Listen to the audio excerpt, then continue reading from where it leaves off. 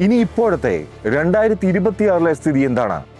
കേന്ദ്ര സർക്കാർ പുതിയ ഭേദഗതി ബിൽ പാർലമെന്റിൽ അവതരിപ്പിച്ചെങ്കിലും ശക്തമായ പ്രതിഷേധത്തെ തുടർന്ന് അത് താൽക്കാലികമായി മാറ്റിവെച്ചിരിക്കുകയാണ്. അതിനാൽ FCRA വിഷയം ഇപ്പോൾ രാഷ്ട്രീയമായി അതീവ ഗൗരവത്തോടെ നിലനിൽക്കുന്നു.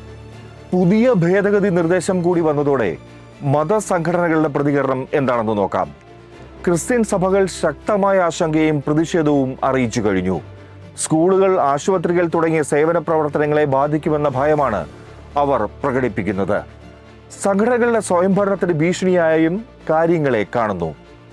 മുസ്ലിം സംഘടനകളോ തെരഞ്ഞുപിടിച്ചുള്ള പരിശോധന എന്ന ആശങ്കയാണ് ഉയർത്തുന്നത്. ചാരിറ്റി പ്രവർത്തനങ്ങൾക്ക് നിയന്ത്രണമെന്നും വിലയിരുത്തുന്നു.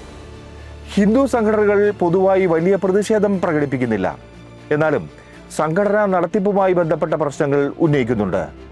FCRAയിലെ പുതിയ ഭേദഗതിയിൽ രാഷ്ട്രീയ പ്രതികരണങ്ങൾ ശ്രദ്ധേയമാണ്. ദേശീയ സുരക്ഷയ്ക്കായി നിയമ ഭേദഗതി ആവശ്യമാണെന്ന് BJP തറപ്പിച്ചു പറയുകയാണ്. ന്യൂനപക്ഷങ്ങളെ ലക്ഷ്യമിട്ടുള്ള നീക്കമെന്നാണ് കോൺഗ്രസിന്റെ നിലപാട്. ഇത് അതിക്രമമാണെന്ന് CPM വിമർശിക്കുന്നു.